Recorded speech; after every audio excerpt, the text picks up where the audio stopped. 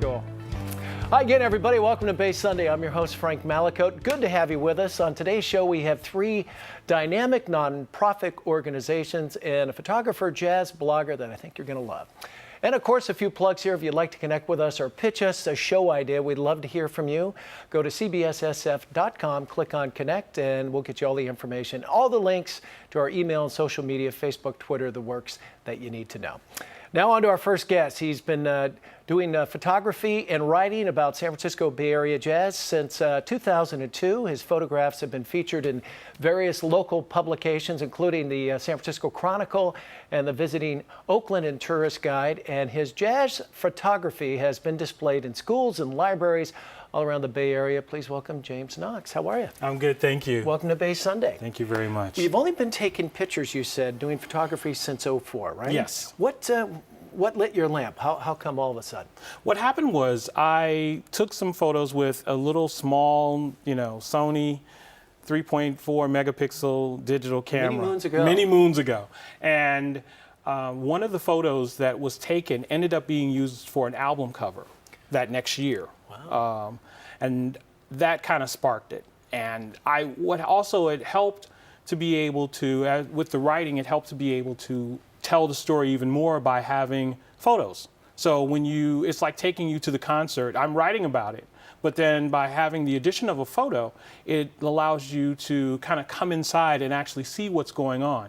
Yeah. Well, I think we've got a couple of photos. Take us through them and tell us what makes a good picture. Actually, here we go. Who do we have here?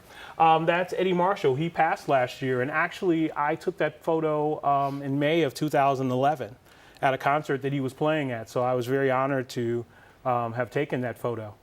And what constitutes the perfect photo in your eyes, especially with jazz musicians? You're catching them in the moment, I so to speak. Well, and that's what it's about. It's about catching them in the moment. It's different. Like if you're doing portrait photography, you have to kind of style the person in order to get the shot that you want.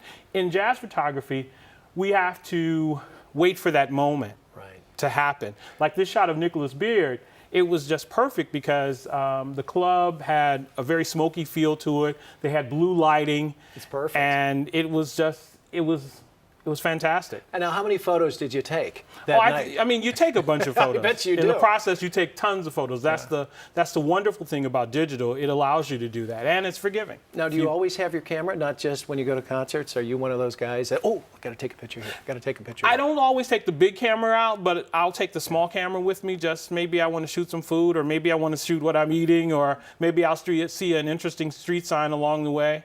And I noticed on your website you've got you take pictures of food. I do. Like 3 luscious pies that just make you go, oh, I'll take a piece of that. That kind of thing. Right. That's in my masthead on my website. Yeah, that was from Bake Sale Betty in Oakland, and on the times that I'd go there, I'd always take pictures of something.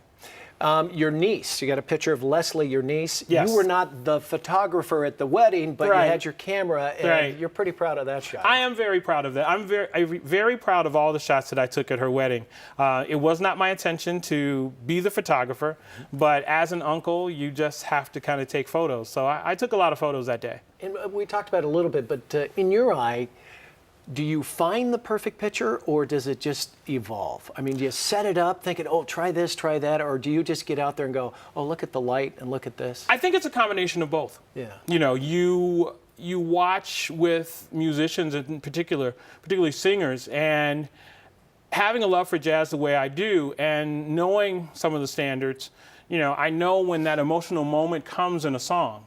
So I know that with particular certain singers, they're going to give certain reactions. So, they're going to throw a hand up at a certain point, particularly if they're singing a blues or really a gut-wrenching jazz standard. They're going to give you what you want. And who are some of the greats or some of the locals that you've shot here in the Bay Area? Denise Perrier, Paula West, Kim Nally, Claire D, Rhonda Benin. Faye Carroll. And do you give them pictures? Or I do give them you pictures. Do? Yes, and yes. they're like, "Oh man, thank you." And they are very grateful. Well, that's yes. great. Well, where can we see your work? You can see my work in two places. My jazz blog is www.j-notes.com, and my photo blog is www.pixelberry. Then that's PIXELBARRY.com. And finally, we've got the graphic, I think, for that. And if you had to give a tip to folks out there on how to get the perfect picture, what would you say? I tell anybody when they ask me about photography what to do is shoot until you get what you want. Yeah. That's what you have to do. Especially in the age of digital, because you can shoot 1,000 pictures and grab one, you know? It's very forgiving, so you find that picture that you really want out of that. All right. James Knox, thanks for coming in. We Thank you appreciate very it much. Got more Bay Sunday right after the break. Stay right there.